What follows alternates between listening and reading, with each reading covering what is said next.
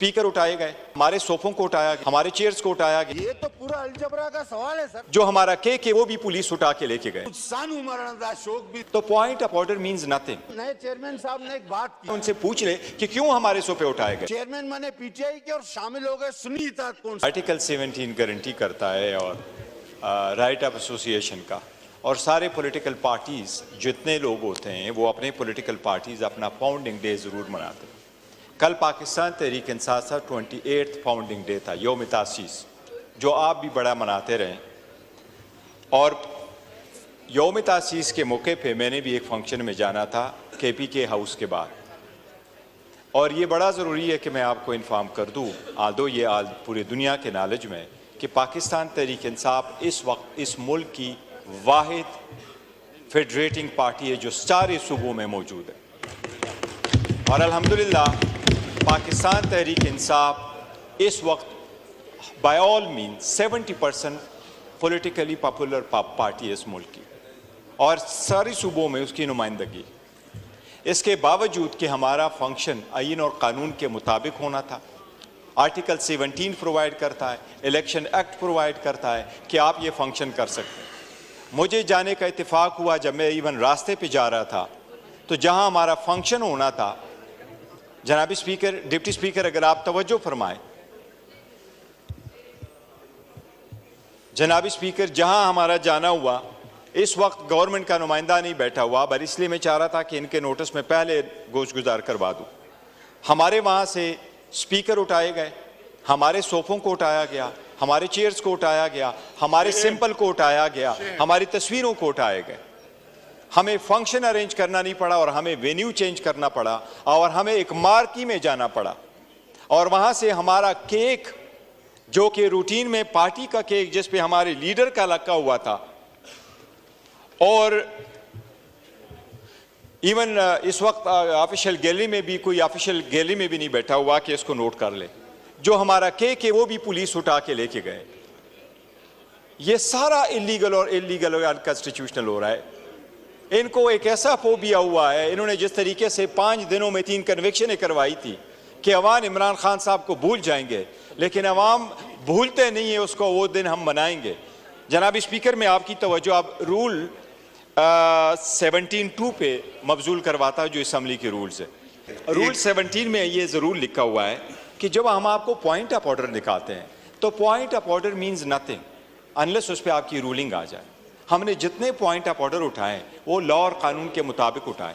जिस तरीके से हमारे साथ कल ज्यादती हुई है, लेकिन चेयर की तरफ से उस पर कोई रूलिंग नहीं आती, आप डायरेक्शन उसकी वो रिकॉर्ड का हिस्सा बनती है, और हर पॉइंट ऑफ ऑर्डर पे आप रूलिंग देते जाएंगे। जनाब डिप्टी स्पीकर, रिकॉर्ड का हिस्से से कोई फर्क नहीं पड़ता जब तक आप रूलिंग उस पे ना आए। उनसे पूछ ले कि क्यों हमारे सोफे उठाए गए, क्यों हमारा केक उठाया गया, क्यों हमें वेन्यू चेंज करना पड़ा। सर मजेदार बात बताऊं, हमारे इस नए चेयरमैन साहब ने एक बात की। अब हमारे नए चेयरमैन साहब, मुझे बड़ा एहतराम है उनका, एक बात की, उन्होंने कहा कि सर मुझे, मैंने इंटरप्ट नहीं किया, मुझे बात करने दीजिए सर, मुझे बात करने दीजिए। हमारे नए चेयरमैन साहब ने एक बड़ी जबरदस्त बात की अपनी एक तकरीर में, मुझे बड़ी पसंद आई। हमारे चेयरमैन साहब ने कहा, नए चेयरमैन साहब ने, दोनों चेयरमैन है, मतलब उनके चेयरमैन एक ही बात है, बड़े भाई हमारे, उन्होंने कहा कि मुझे पसंद थी जमात इस्लामी और MQM, ओके, लेकिन इलेक्शन लड़ा इन्होंने पीपल्स पार्टी के टिकट पे, चेयरमैन, और फिर गए ये PTI में, चेयरमैन माने PTI के और शामिल हो गए सुन्नी इत्तेहाद कौन सा? ये तो पूरा अलजबरा का सवाल है सर। अगर इसको छाप दिया जाए तो स्टूडेंट फेल हो जाएगा। आप ये मतलब कहां से ये बातें आ रही हैं? और सर आप सीनियर आदमी हैं, अभी आपसे थोड़ा सा हौसला, थोड़ा सा तसल्ली रखें। मैं कोई ऐसी बात नहीं कर रहा। हकीकत बात यह है सर, हकीकत बात यह है कि इस वक्त जो हालात है ना, वो मैं आपको तुफैल न्याजी की जुबान में अगर बयान कर दूं, वो कहते हैं कि शौक दी यार फकीरी दा, कुछ शौक सी यार फकीरी दा, कुछ इश्क ने दर्दल रोल दिता, कुछ दुश्मन का कुछ का कसर ना छोड़ी सी, कुछ जहर रकीबा गोल दिता, कुछ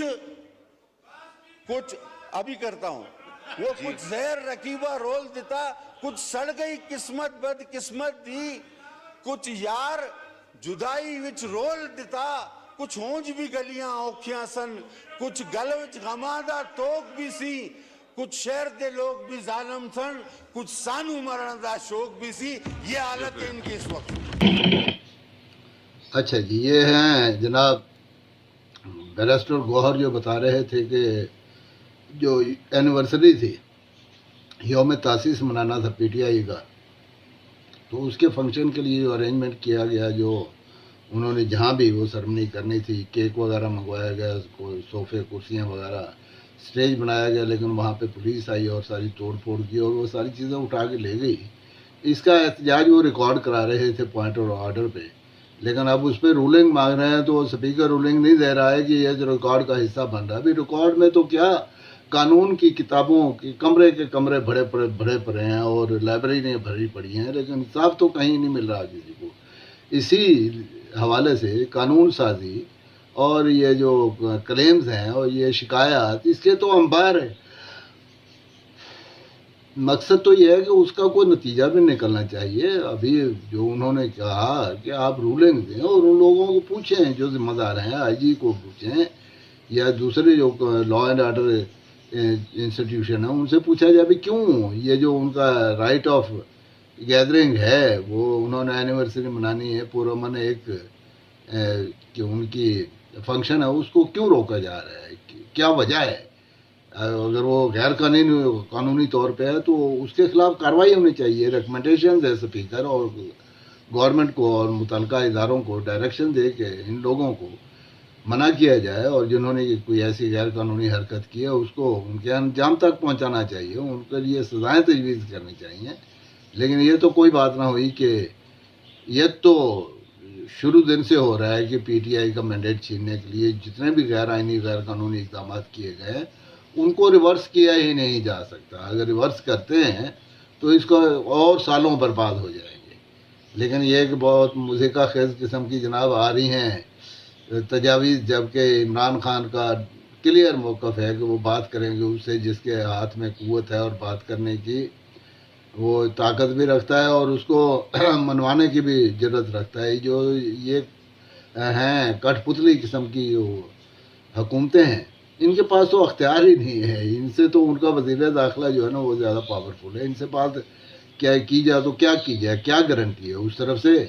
दूसरा जो है फरीक वो ये चाहता है कि इमरान खान से अगर कोई बात हो भी सी तो इसकी गारंटी क्या है? तो इन गारंटियों में ही अभी गेम फंसी हुई है और कौम बर्बाद।